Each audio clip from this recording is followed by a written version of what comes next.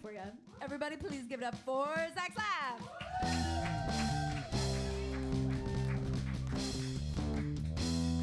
Hello, everybody. Good to see you again after the top of the show. Give it up for yourselves again. Honestly, you guys brought the energy. You guys have been an amazing crowd. Get up for your comics, please. They were so great. And give it up for Ro, our wonderful co-host host and co-producer. I gotta get that wording right. Ro hosts one of my favorite mics in the city, the Lifeboat mic.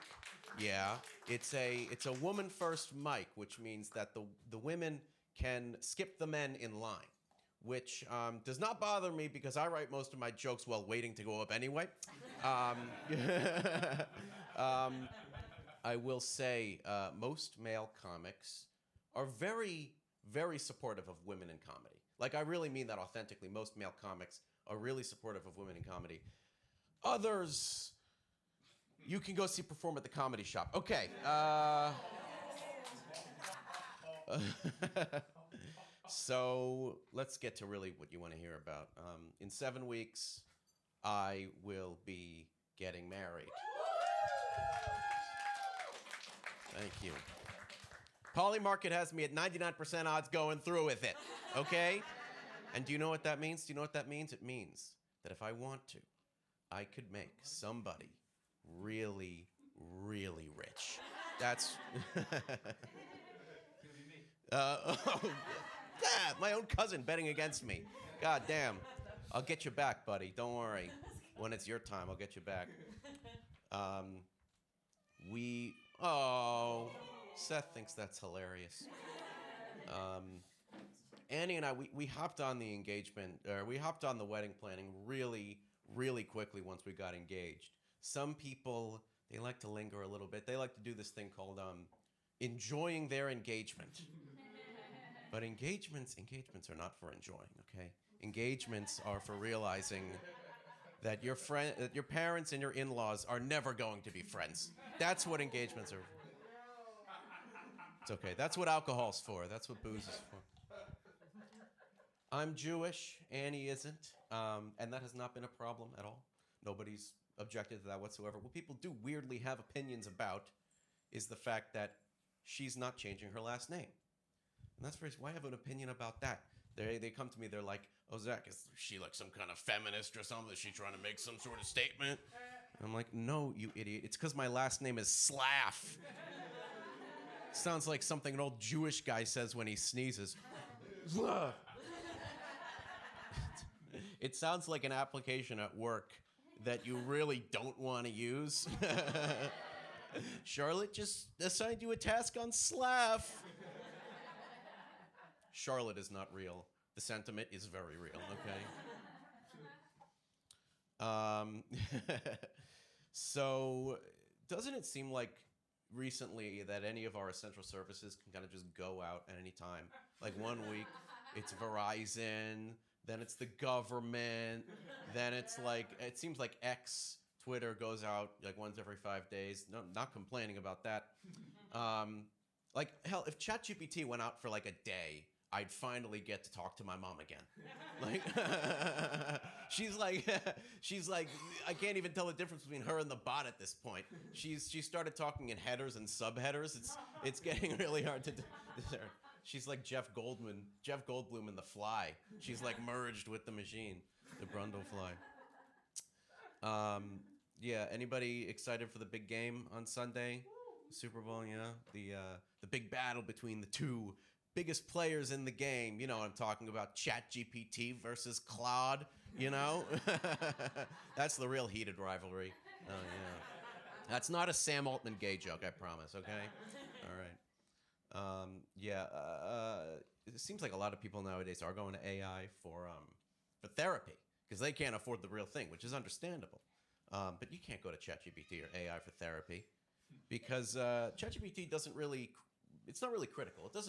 It doesn't give you constructive feedback. It kind of just tells you exactly what you want to hear. And I'm like, damn, that's not your job, ChatGPT. That's ketamine's job. I mean, come on. Like, what else was it for? Actually, lost a friend to ketamine addiction. Okay, he's not dead, he's in Portland, but that's like basically the same thing. Yeah, this guy, he got so deep in the K, he started saying things like he could read minds, he could predict the future. Only thing he couldn't predict is that I'd stop talking to him, that's it. Now, Lord, he's doing Lord knows what. Probably ketamine. I'm not a betting man. That's probably on Polymarket too. Let's be honest. One more AI bet, and then I'll stop fucking talking about it. Hopefully forever. Can we just all stop talking about it? No, there's these weird AI videos of Paul McCartney. Have you heard of these? There's AI videos of interviews with Paul McCartney, and he's like shit talking the rest of the Beatles. He's like saying it's like these drama and he's saying that the reason that the Beatles broke up is because John Lennon was gay. He's just like, oh yeah, John was gay.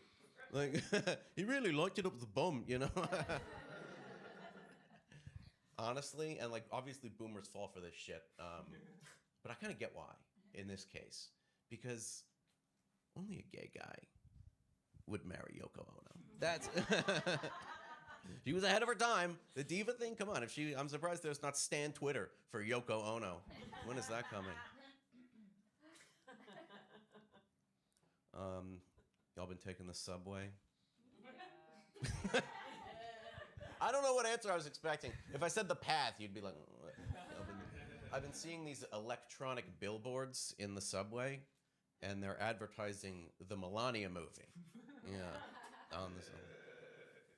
Don't you think they should just play the whole movie on those billboards? Because that's the only way anybody's gonna see that motherfucker.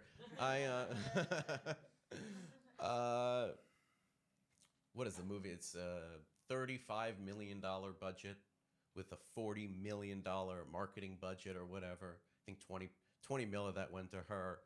And what did it gross? Gross less than it grossed less than $5 million opening weekend or something like that. See, this is what happens when you leave the Jews out of the filmmaking process.